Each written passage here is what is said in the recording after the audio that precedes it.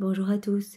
Eh bien, prenons encore un instant ce matin pour lire et méditer un deuxième passage du livre du ciel de Luisa Picaretta. Au nom du Père qui m'a créé, du Fils qui m'a sauvé et du Saint-Esprit qui me sanctifie. Amen. Jésus, je me plonge en toi, dans ta divine volonté, je m'unis à toi, je m'identifie à toi, je me fusionne en toi et je te laisse vraiment les commandes complètes sur ma vie. Prends les rênes de mon existence et viens tout faire à partir de mon corps que je t'offre ce matin en gage de mon amour pour toi. Je veux me laisser façonner entre tes mains. Je veux être comme une cire molle, comme une argile molle entre tes mains. Redonne-moi ta ressemblance, Seigneur, et viens dans chacun de mes regards. Viens toi-même parler à travers ma bouche. Viens dans toutes mes pensées, dans mes actions, dans mon souffle, dans mes respirations, dans mes battements de cœur, dans mes pas, que tout soit fait pour toi, par toi et en toi, et que tout apporte de la gloire, Seigneur. C'est vraiment ce que je te demande, que je puisse te servir, que ma vie ici-bas ne soit pas perdue, et que tu puisses vraiment l'utiliser pour te ramener tes enfants à toi, et pour vraiment te sentir glorifié.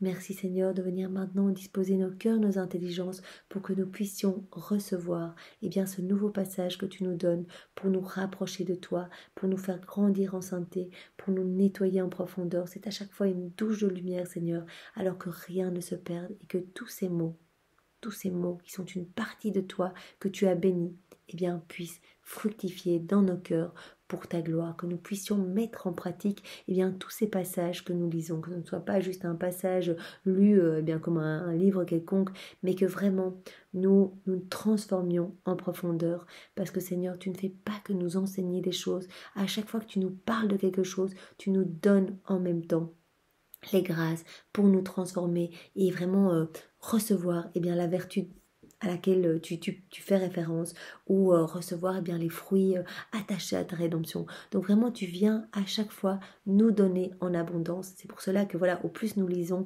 au plus nous nous transformons. Alors merci Seigneur, parle maintenant à travers ma bouche et vraiment viens te glorifier dans ce moment et envoie-moi ton Esprit Saint, que je reste toujours dans ta vérité. Le passage que nous allons voir est celui du 22 février 1921. C'est Luisa qui parle. J'étais dans mon état habituel et mon doux Jésus était complètement silencieux. Donc Luisa s'inquiète parce qu'elle parle à Jésus et Jésus ne lui répond pas. Je lui dis, mon amour, pourquoi ne me dis-tu rien?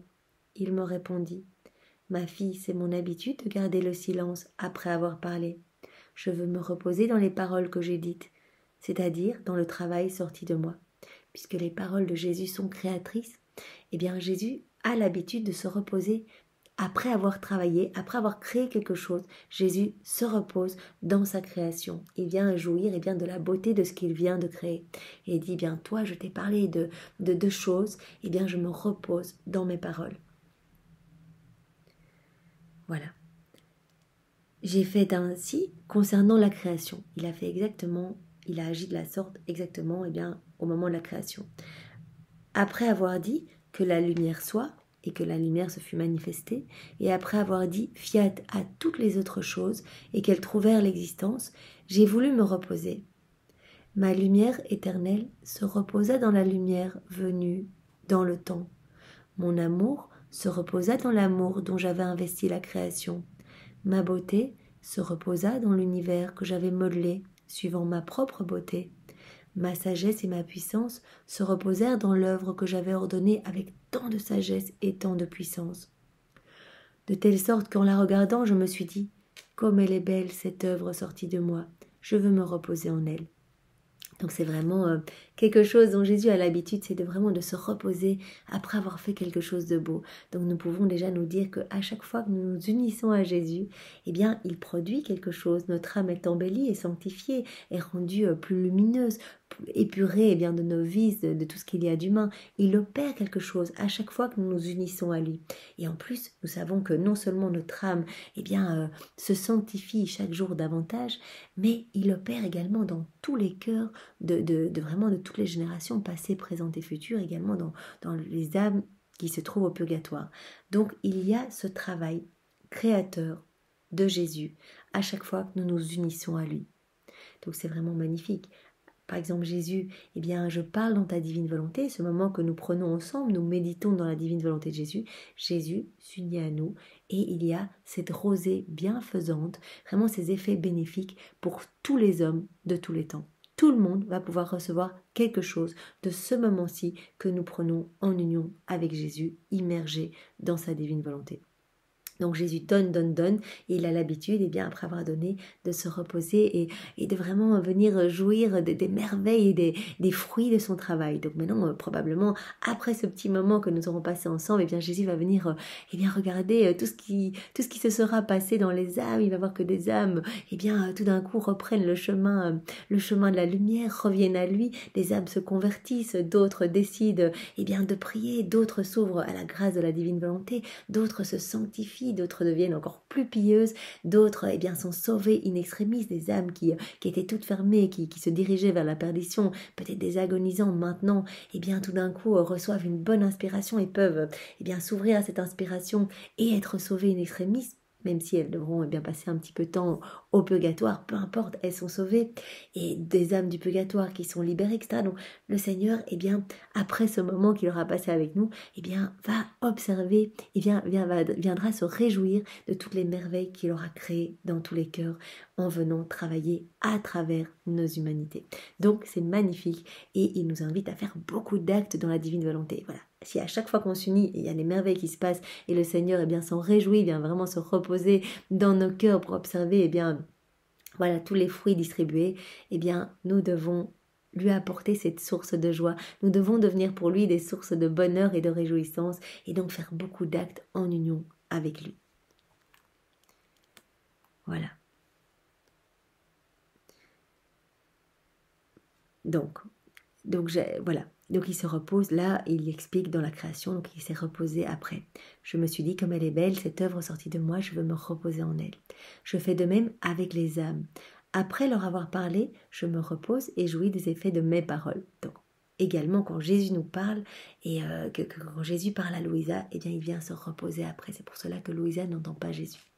Ensuite, il dit, ma fille, disons fiat ensemble.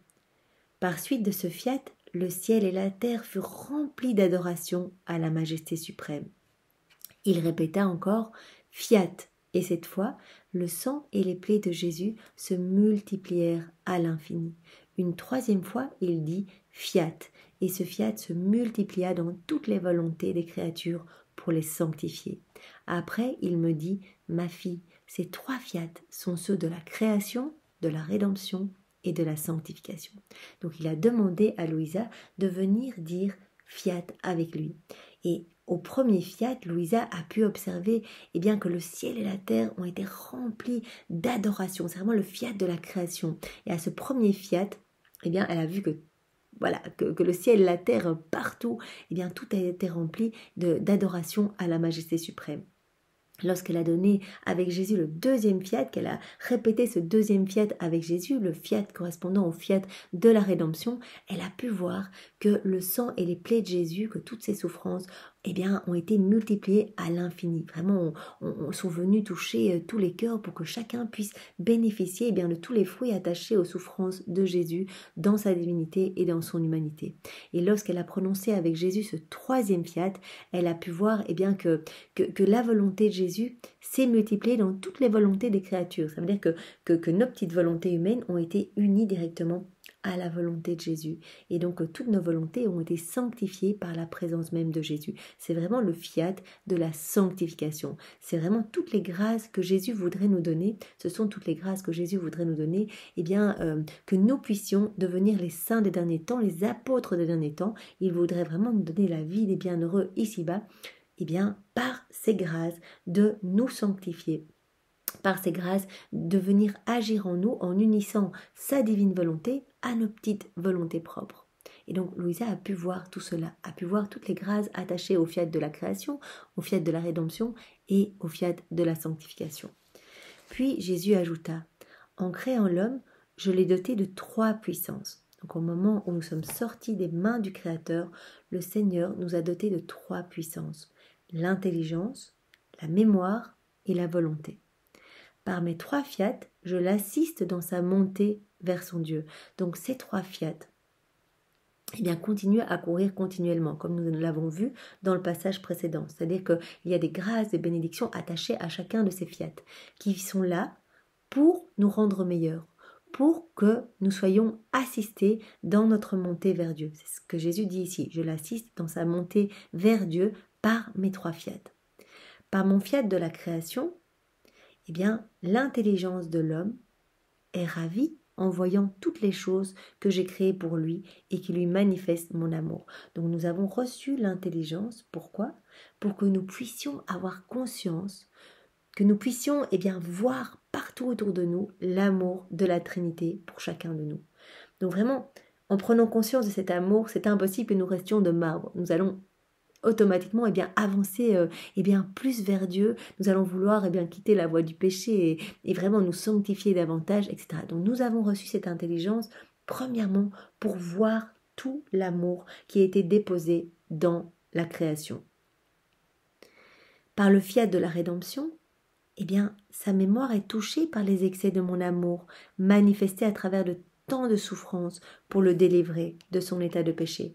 Donc nous avons reçu également, au moment où nous sommes sortis des mains du Créateur, la puissance de la mémoire. Nous avons reçu la mémoire pour que nous puissions tous les jours nous rappeler du prix de notre salut, des souffrances de Jésus pendant 34 années dans sa divinité, toutes ces souffrances pour refaire nos vies, et au moment des 24 dernières heures de sa vie, cette souffrance dans son humanité. Donc nous avons reçu l'intelligence pour prendre conscience de tout cet amour partout, dans chacune des plantes, dans chacun des fruits, toutes ces saveurs, dans chacun des animaux, la diversité des fleurs, etc. Il y a l'amour de Dieu partout, et notre intelligence nous a été donnée pour que nous prenions conscience de cela et que nous revenions à Dieu. Notre mémoire nous a été donnée pour que nous prenions conscience de tout ce que Jésus est venu nous obtenir par toutes ses souffrances et son passage sur la terre, par ce fiat de la rédemption, et que nous puissions nous repentir, revenir à lui, demander pardon et recevoir tous les fruits attachés à sa rédemption. Par mon 3e fiat, mon amour pour l'homme veut se manifester encore davantage. Je veux assaillir l'homme de mon amour. Je veux assaillir sa volonté en plaçant ma propre volonté comme soutien de la sienne. Dans ce 3e fiat, le fiat de la sanctification, le fiat de la vie dans la divine volonté, le Seigneur nous donne encore plus. Il dit, je veux remplir l'homme d'encore plus d'amour. Je voudrais vraiment, puisqu'il a reçu cette volonté, au moment où il est sorti des mains de la Trinité, je voudrais assister sa volonté avec ma volonté. Je voudrais unir ma volonté à la sienne pour que ce soit moi qui fasse tout à travers son humanité et qu'il puisse devenir une extension de ma propre humanité, qu'il puisse, par sa vie, distribuer tous les fruits de ma rédemption. Donc vraiment, nous avons vraiment reçu l'intelligence, la mémoire et la volonté, et le fiat de la création, de la rédemption et de la sanctification viennent assister l'homme pour vraiment constamment aiguiser notre intelligence, aiguiser notre mémoire et soutenir notre volonté pour que nous puissions nous souvenir d'unir notre volonté à celle de Dieu. Puisque ma volonté le supportera en toutes choses, il sera presque incapable de s'en échapper. Donc le Seigneur le dit à nouveau, au plus nous allons faire des actes dans la divine volonté, au plus nous allons nous unir à Jésus, au plus il va venir nous dépouiller des choses du monde, vraiment nous embellir nos cœurs, les ennoblir, et il va vraiment venir débroussailler tout ce qui ne résulte pas de lui, tout ce qui provient de notre volonté propre, tout ce qui résulte de notre ego, il va venir tout retirer. Et au plus nous allons nous unir à Jésus, au plus notre âme va s'embellir, vraiment s'embellir, s'illuminer de la présence de Dieu. À chaque fois que nous nous unissons à Jésus, il vient orner notre âme des plus beaux ornements du ciel. Il vient vraiment créer le soleil, des étoiles, de la lumière dans notre cœur. Et donc nous avançons petit à petit, à chaque acte fait dans la divine volonté, nous avançons davantage, de telle sorte que voilà, nous commençons au départ par être vraiment une fois de temps en temps en union avec Jésus, et très souvent nous quittons cet état de la vie dans la divine volonté pour replonger dans notre volonté propre. Nous détricotons par là même le beau travail de lumière de Jésus, nous remettons les ténèbres, etc.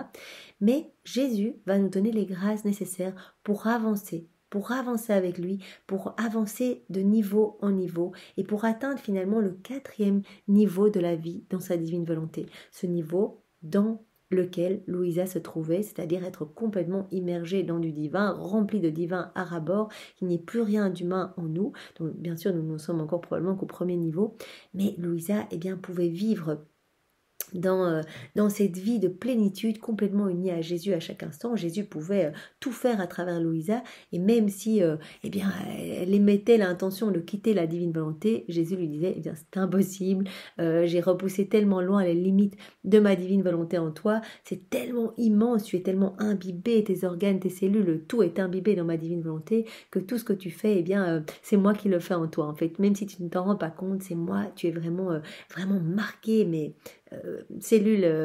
chacune de tes cellules, cellule après cellule du sceau de ma divine volonté. Donc vraiment Jésus dit ceci, quand ma volonté vraiment se trouve à ras-bord dans une créature, cette créature sera incapable de s'en échapper. Donc nous n'en sommes pas là et nous pouvons demander cette grâce au Seigneur de recevoir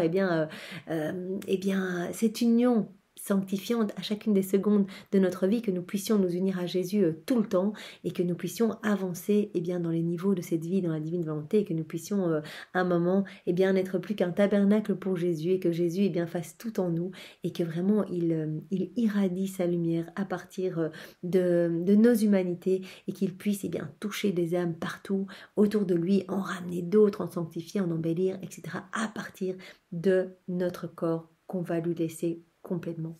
Donc Jésus, donne-nous cette grâce, vraiment, ne nous permet plus de quitter ta divine volonté, ne nous permet plus de retourner constamment dans nos volontés propres, vraiment, parce que nous savons à ce moment-là que les démons viennent nous titiller, viennent nous faire douter, viennent nous faire chuter. Toutes les fois où nous quittons ta divine volonté, les démons se déchaînent sur nous, et nous voulons rester, Jésus, uniquement centrés sur toi, unis à toi, pour que toutes les forces du mal soient éclipsées, qu'elles n'aient plus aucune emprise sur nous, et que nous puissions vraiment travailler à l'avènement de ton royaume. Merci Seigneur infiniment, avec tes propres remerciements. Alors Jésus continue. Les générations ne prendront pas fin avant que ma volonté n'ait régné sur toute la terre. Donc c'est vraiment le fiat de la divine volonté, comme nous l'avons vu hier et avant-hier, c'est vraiment l'aboutissement du fiat de la création et du fiat de la rédemption. C'est l'aboutissement, c'est ce à quoi nous étions appelés, c'est être remplis de divin, et malheureusement par la chute d'Adam, nous avons quitté cet état de grâce, et le Seigneur vient par son amour infini, nous remplir de son amour et tout faire en nous. Il nous offre vraiment les grâces et les bénédictions pour que nous puissions nous abandonner chaque jour davantage entre ses mains, nous laisser façonner, modeler à la manière d'une argile molle. Alors vraiment, il nous dit que de toute façon, les générations ne prendront pas fin avant que vraiment soit établi le règne de sa divine volonté. Mes trois fiats s'entremêleront et accompliront la sanctification de l'homme. Vraiment, puisque le fiat de la divine volonté, le fiat de la sanctification, est le parachèvement du fiat de la création et de la rédemption. C'est comme s'il venait chapeauter, il venait terminer, la boucle est bouclée. Vraiment, ces trois fiats vont pouvoir s'entremêler pour que l'homme se sanctifie. Le troisième fiat donnera à l'homme tant de grâce. Donc cette vie dans la divine volonté, cela va donner à l'homme tellement, tellement de grâce, qu'il reviendra presque à son état originel. Donc vraiment, cette vie dans la divine volonté va nous permettre de revenir à ce pourquoi nous avons été créés, c'est-à-dire être remplis de la divine science, de la divine connaissance, de la divine volonté, et glorifier continuellement, que nos mains ne servent qu'à louer, nos pieds ne servent qu'à marcher vers le ciel, nos regards ne servent qu'à regarder la Trinité Sainte, notre bouche, qu'elle ne serve qu'à adorer, bénir, proclamer les vérités de Dieu, etc. Donc vraiment, le Seigneur va venir nous façonner de manière telle que nous allons presque revenir à cet état de grâce initialement prévu au sortir des mains du Créateur. Seulement alors, quand je verrai l'homme tel qu'il est sorti de moi, mon travail sera complété et je prendrai mon repos perpétuel. Donc le Seigneur ne se repose pas encore de manière définitive. Il est constamment en train de soupirer après ce temps où l'homme va revenir à ce pourquoi il a été créé. C'est pour cela qu'il souffre continuellement, que sa passion est éternelle. C'est parce que nos actes sont tous dissociés de la divine volonté. Nos mains ne servent qu'à faire des vilaines choses ici-bas, même des choses qui peuvent paraître relativement pieuses, mais si elles sont déconnectées de la divine volonté, cela fait souffrir Jésus de manière telle qu'il reçoit continuellement comme des clous de feu. Si nos pensées ne pensent pas à Jésus, ne sont pas tournés vers le ciel, eh bien nous lui remettons une couronne d'épines, mais des épines de feu continuellement. Alors encore à plus forte raison, eh bien si nos pensées ne sont que jugement, critique, voilà, doute, etc., ou que nos pensées ne sont tournées que vers plus de pouvoir ici-bas, d'essayer d'avoir la reconnaissance des autres, etc. Tout cela offense terriblement notre Seigneur et il reçoit continuellement des épines de feu dans sa divinité. Et donc vraiment cette passion dans sa divinité, elle est éternelle. Jésus ne peut pas trouver son repos, il souffre continuellement tant que nous ne sommes pas à nouveau remplis de divin, que nous ne retrouvions pas cette place originellement prévue pour chacun de nous, c'est-à-dire être vraiment des enfants de lumière, dépositaires de tout le royaume, propriétaires vraiment de tous les attributs divins. Il veut vraiment tout nous redonner, nous remplir à ras-bord de sa présence et de tous ses attributs divins. Donc c'est vraiment un cadeau inimaginable, c'est vraiment le prodige des prodiges. Voilà, donc seulement alors, quand l'homme aura regagné cette place vraiment d'enfant digne, d'enfant de lumière, seulement alors, quand je verrai l'homme tel qu'il est sorti de moi, mon travail sera complété. Voilà. Ce sera vraiment l'achèvement complet et les générations à ce moment-là pourront prendre fin. Et je pourrai prendre mon repos éternel. C'est par la vie dans ma volonté que l'homme sera restauré dans son état originel. Comment retourner à cette place avant la chute, donc avant le péché originel, avant le péché d'Adam, comment retourner à cette place? Par des actes faits en union avec Jésus dans sa divine volonté. Sois attentive et aide-moi à compléter la sanctification des créatures. Il nous demande de l'aider, de pouvoir lui prêter nos corps pour qu'il puisse continuer sa vie en nous et qu'il puisse aller toucher de plus en plus d'âmes, en sanctifier certaines, convertir d'autres, etc. Et que beaucoup de ses enfants reviennent à lui et puissent devenir eux aussi des instruments entre ses mains. En entendant ces choses, je lui ai dit « Jésus, mon amour, je suis incapable de faire comme toi et comme tu me l'as enseigné. J'ai presque peur de recevoir des reproches de ta part si je ne fais pas bien ce que tu attends de moi. » Toute bonté, Jésus me répondit « Je sais très bien que tu n'es pas capable de faire parfaitement ce que je te demande, mais ce que tu ne peux pas atteindre, je le ferai à ta place. » Donc c'est déjà bon à savoir, le Seigneur ne regarde que notre intention. Il nous connaît, il sait que nous sommes faibles, que nous sommes misères, que nous chutons continuellement, que toutes les fois où nous sortons de notre volonté, nous sommes les premiers à vraiment nous prendre le pied dans les embûches des démons. Mais le Seigneur nous dit, voilà, cette intention est primordiale. Et l'intention de t'unir à moi, et l'intention de prier dans ma divine volonté, et même si tu es distraite, etc., c'est moi qui viendrai embellir ta prière, la rendre divine, éternelle. C'est moi qui viendrai faire l'acte en toi, même si tu as l'impression qu'il n'y a rien qui se passe. C'est moi qui le fais en toi pour qu'il soit vraiment magnifique, infini, qu'il porte vraiment l'empreinte de ma divinité. Donc vraiment, même si tu as peur de ne pas arriver à faire de bonnes réparations, tu ne sais pas très bien comment prier pour offrir tes prières au nom de tous, tu ne sais pas comment aimer au nom de tous, etc. Peu importe, tu me dis, Jésus, je veux te consoler, je veux t'aimer, je m'unis à toi et je veux vraiment que ce soit toi qui pallie à tout ce que je ne sais pas faire. Et le Seigneur le dit, c'est moi qui le ferai à ta place. Je ferai tout à ta place. Donc vous voyez, quand par exemple on lit les 24 heures de la Passion, quand on dit au début, Jésus, je voudrais t'accompagner pendant chacune des heures de ta passion, puisque je sais que ta passion dans ta divinité, elle est éternelle, je voudrais être près de toi continuellement, te consoler, te prendre dans les bras, t'apporter de l'amour au nom de tous. Je voudrais unir mes réparations aux tiennes, mes prières aux tiennes.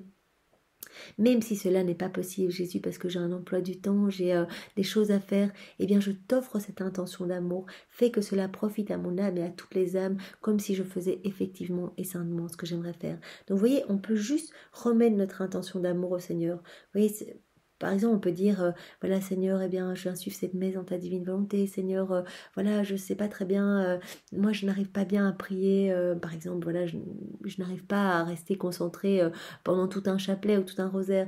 Seigneur, donne-moi la grâce de la prière et je te demande de toi-même venir prier en moi.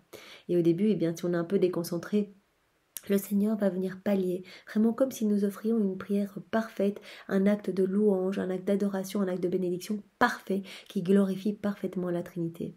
Et petit à petit, à force de se plonger dans la divine volonté, nous allons voir que, par exemple, nous allons obtenir tous les attributs de Dieu. Donc, par exemple, la prière va devenir facile parce que c'est Jésus qui va venir le faire en nous et il va nous donner les grâces pour vraiment eh bien, trouver cela léger, trouver ce temps.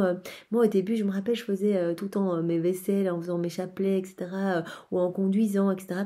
Eh bien, petit à petit, j'ai vraiment besoin de m'arrêter, de prendre un temps d'arrêt pour vraiment être, pour que ce soit vraiment fait en union avec Jésus, que je puisse être vraiment près de Jésus, près de Marie, que je puisse les consoler. J'aime tellement ces moments d'être près d'eux, c'est tellement, tellement beau, il y a tellement de lumière, tellement, je ressens tellement la puissance de Dieu que voilà, je me sens pas bien quand je le fais en faisant d'autres choses, parce que j'ai l'impression que je suis moins, voilà, je suis moins concentrée. Donc le Seigneur, par exemple, m'a donné cette grâce de pouvoir eh bien, prier avec amour et vraiment trouver eh bien, que faire le rosaire, c'est vraiment c'est magnifique en fait, c'est vraiment magnifique. Alors qu'avant, vraiment, je le faisais un petit peu par devoir, voilà, Seigneur, je t'offre ce rosaire, mais voilà, j'étais déconcentrée, souvent je savais même plus très bien où j'en étais, j'en faisais trop ou trop peu.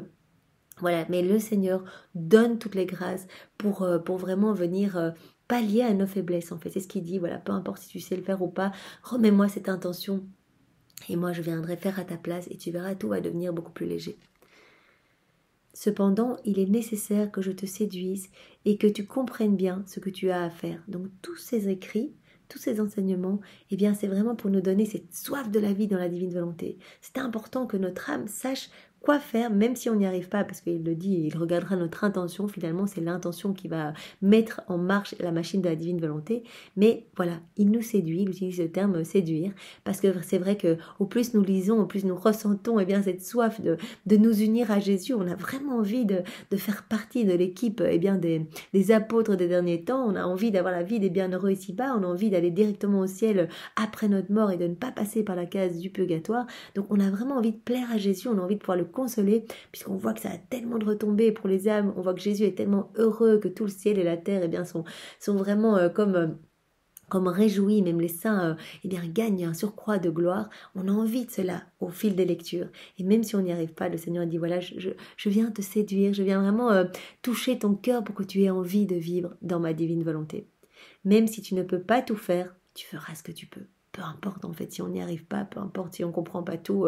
Voilà, le Seigneur nous donne un petit peu eh bien, toutes ces lumières pour que nous puissions désirer nous unir à lui. Et après, en fait, c'est lui qui fait tout le boulot. Ta volonté est enchaînée à la mienne. Il suffira que tu veuilles faire ce que je te demande et je considérerai cela comme si tu avais tout fait. C'est incroyable, c'est magnifique. Donc vraiment, Seigneur, je veux te faire plaisir. Eh bien, le Seigneur considère que voilà, on a déjà fait cela. Seigneur, je veux te donner l'amour au nom de toutes les créatures. Je voudrais vraiment, en fait, Jésus, on peut le dire dans nos mots, en fait, c'est ça. Jésus, je voudrais vraiment que tous les hommes t'aiment. Moi, je souffre de voir qu'il y a beaucoup d'hommes qui ne croient pas en toi, beaucoup d'hommes qui continuent à se perdre, qui sont fermés, etc. J'aimerais tellement que tout le monde puisse t'aimer, Seigneur. Voilà, le Seigneur prend notre intention et il va tout mettre en place avec le pouvoir créateur qu'il y a dans sa divine volonté pour s'arranger pour recevoir au nom de tous l'amour, et bien comme si tous les hommes de toutes les générations venaient se jeter à ses pieds et dire Jésus, je t'aime, je t'adore, je te loue, je te bénis. Je repris.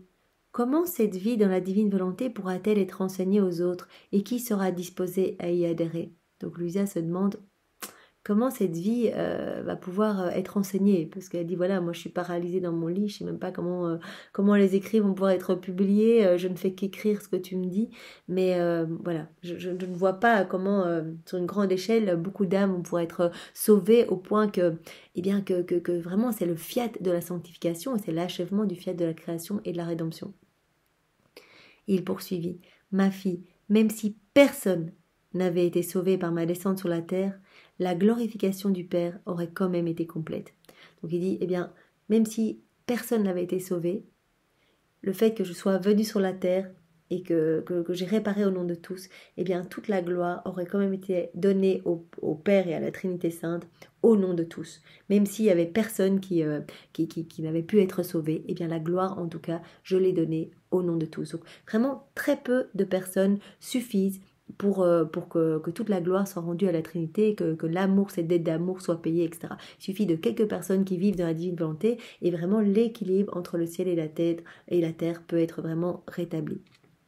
Pareillement, même si personne d'autre que toi ne voulait recevoir le bien de ma volonté, et il précise bien ce qui ne sera pas le cas, il dit même s'il n'y avait que toi, Louisa, eh bien cela suffirait pour que vraiment tu répares, au nom de tous, que tu nous aimes au nom de tous, que tu nous donnes eh bien des bénédictions au nom de tous, que tu nous remercies au nom de tous, que vraiment que tu refasses la vie de tes frères et sœurs, voilà, en replongeant tout dans la divine volonté. Une personne déjà, ça suffirait. Il dit ce ne sera pas le cas, ça veut dire qu'il a déjà vu à travers les siècles que beaucoup d'âmes allaient se laisser toucher et c'est magnifique. Nous voyons vraiment qu'il y a de plus en plus d'âmes qui plongent vraiment sans réticence dans ces enseignements de la divine volonté et qui se laissent façonner, qui regagnent vraiment cette ressemblance perdue depuis la faute d'Adam.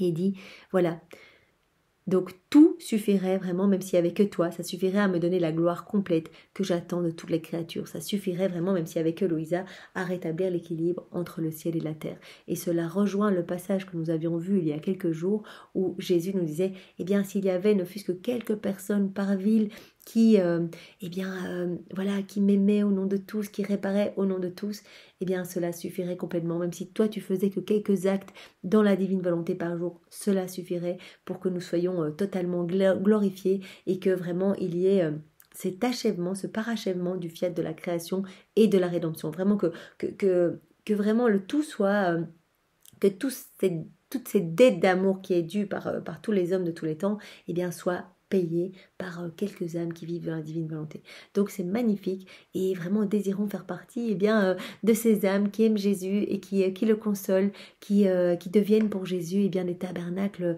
d'amour et de réparation. Alors vraiment demandons ces grâces au Seigneur de pouvoir devenir des âmes expiatrices pour lui, pour travailler à l'avènement de son royaume. Merci Seigneur, sois loué, béni et glorifié au nom de tous dans ta divine volonté. Au nom du Père et du Fils et du Saint-Esprit. Amen. Passez une bonne journée. Soyez tous bénis. Au revoir.